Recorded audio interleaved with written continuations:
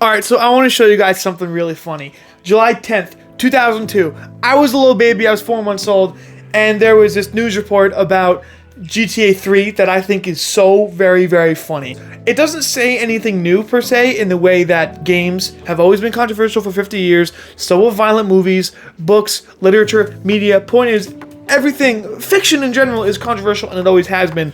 So this news report doesn't say anything new or groundbreaking, but what is new and groundbreaking is the technology they're talking about. Reporting from Washington, Ted Koppel. Grand Theft Auto 3, one of the most popular, technically sophisticated, and graphic video games ever designed, may have given our generation of adults something new to worry about. Ted Koppel, I think he's right. This video gives an interesting insight on how the media and the news and things of that nature reacted to something as culturally significant as the Grand Theft Auto games. But boy is it funny, because it's very dramatic in its verbiage and a lot of the things it chooses to say. Like, instead of just show, like, the fact that it says this. In the upstairs bedroom of this upstate New York home, a group of 13-year-old boys is carrying out a reign of terror on screen. Oh man, this is bad. That would put them on the nation's most wanted list in real life. I think is so silly. You know what I mean? It's like, think about comparing that to like a movie or something.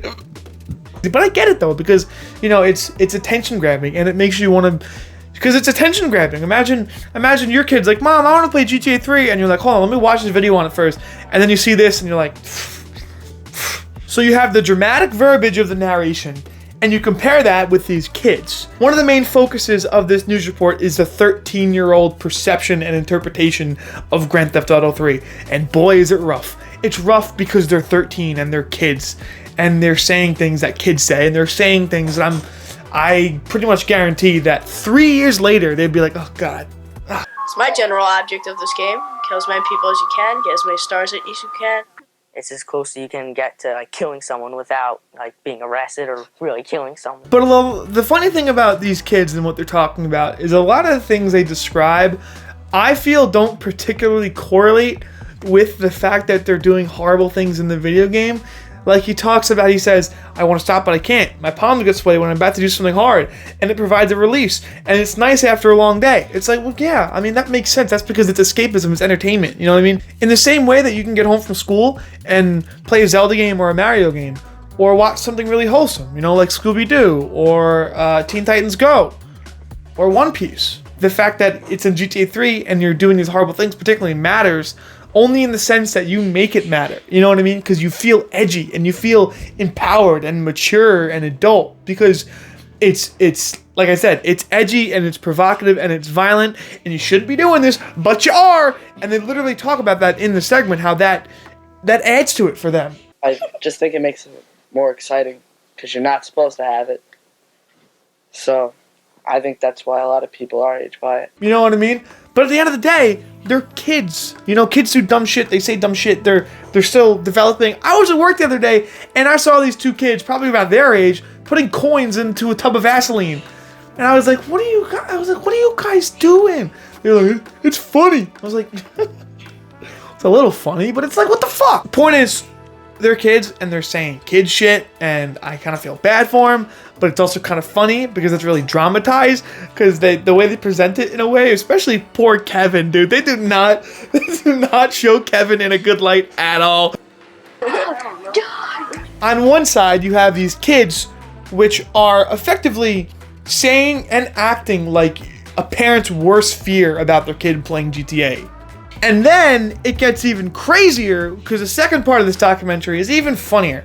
Because what they do is they invite the 17-year-old kid, Steve Crenshaw. Steve, God bless you, buddy. I love you. And they sit Steve down with a police officer, and they sit Steve Crenshaw down with James Carbarino, who is a professor at Cornell.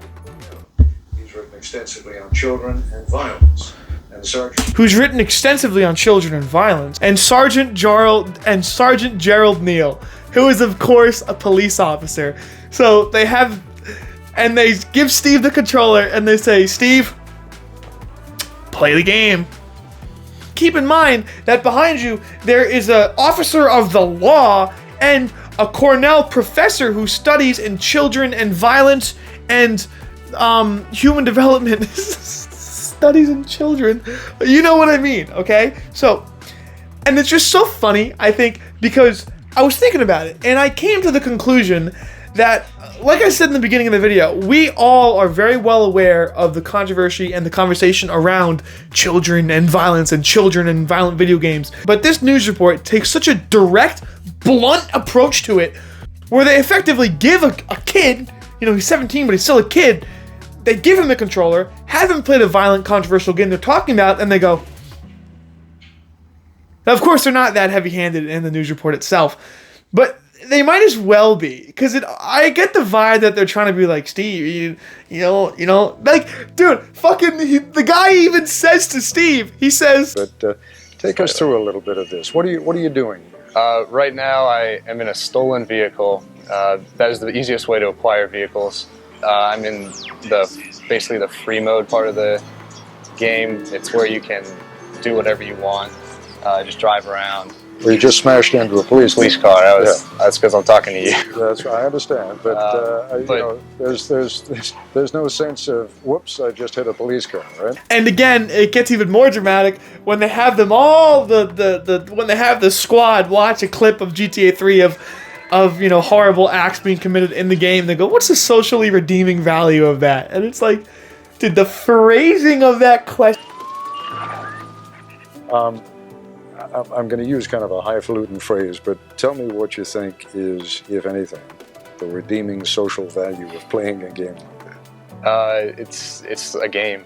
Like, you could literally, like, what's the socially redeeming value of anything that doesn't? So while that is funny and amusing, and it's heavy-handed, and it's over the top, it almost seems like a sketch, having this kid play GTA 3 in front of all these officials and ask him all these questions like, don't you feel bad? And thank God they didn't get Kevin to play in front of the cop and the professor and the newscaster. Because can you imagine their reaction if they look at Kevin and Kevin says some shit like, someone would think if it's that easy on the game, you could probably do it in real life. Fucking Kevin.